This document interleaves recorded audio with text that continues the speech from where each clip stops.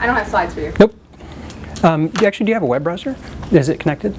I don't know if I'm still If not, no big deal. Okay, no big deal. Got it. Okay. Hi, my name is Jason, and I run a site called iHearteSports.com. The very first question that I should answer is, what the hell is eSports? eSports is competitive video gaming.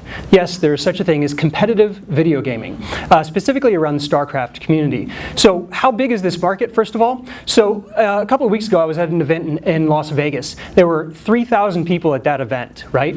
There were 3 million unique viewers throughout that weekend watching the streamed cast of that. To put that in perspective, the Mad Men season premiere this year had 3.5 million people watch it. So huge market. It's something that I wanted to get into. I've been playing around with the gaming market for quite a while.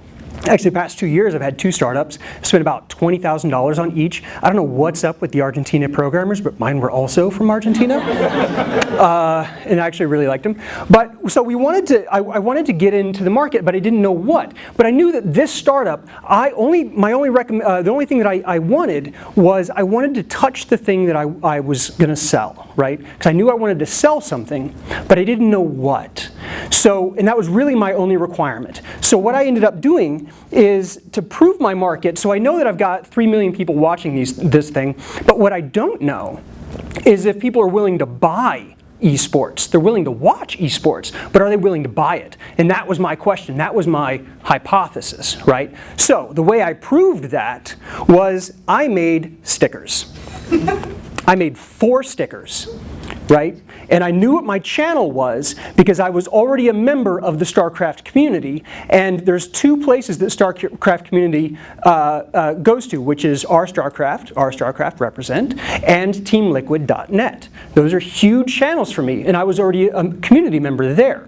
So I made 4 stickers, these stickers, and I put them up on a Shopify website. I had 4 pieces of technology. I had Shopify, which was free to start, which I then paid $30 for. I had PayPal, which is what my billing was.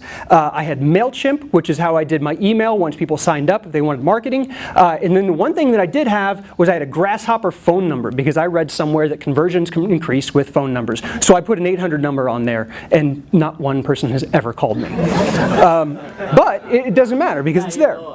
Right, well, yeah, well, so that was my channel. So my hypothesis, build, so 3 stickers, but here's the problem. Not a programmer, and I need to sell something online, and I'm also not a designer. So how am I going to do this? I went, again, to my trusted Reddit, and I went to R4Hire, and I said, I need a StarCraft designer. And this guy signed up, and they said, oh, I love StarCraft, and I'm a designer. So I hired him. He's actually the one who designed these stickers. So gave me the stickers. I paid him, I don't know, $200, whatever. And then I printed these stickers, got them into my house, made the post on Reddit, and the worst possible thing happened in like 2 hours. I had 67 customers. Now I got to go buy envelopes and stamps, and how do I send them to people? But those are good problems to have, right? So very quickly, and all of that, from idea from hypothesis to printing the stickers to putting the post up on Reddit was 5 weeks.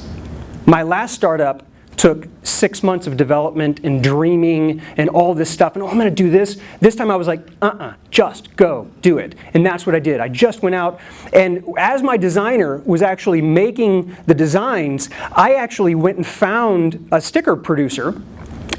And while he was designing, I ordered just some random sticker that I designed in 5 minutes because I did a test order. How fast do they ship to me? So then now how fast can I do my reorders if it's really popular? So I started working on that stuff as he was working. And that's really all that I did. And so I guess the thing is like, don't dream, because like, oh my God, you can do that forever and it just sucks, right? Lifestyle businesses are okay. So like I'm seeking funding because so here's what we're doing now, right? So now that we've got the stickers, and so I set out a goal, I am the very first person to do collectible professional gaming stickers, so basically baseball cards for professional video gamers. I made the goal of putting 40 players on 40 stickers in 30 days. Whoever did that thing on Monday, I said, every Monday I'm going to release a new team. Don't ever do that, because I had people being on Twitter being like, it's Monday, what new team? And I was like, I don't have a new team, And so I now have licensing agreements with 7 professional video gaming teams. Two in Korea, a couple in the US, and 1 in Europe. So I now have 40 players that I have stickers for. One's in the Ukraine, right? I've sold thousands of stickers. We go to conferences all the time, or to video gaming tournaments. We sell them all over the place. And I also now, our next step is, now that we know that we can sell eSports, now what we're going to do is next month we're actually launching, so we're going from stickers to keyboards, mouse pads, and mice, because there's gaming equipment made specifically for gamers, and there's no one website to buy. I just want to support eSports, and I just want to get my my TT eSports mouse.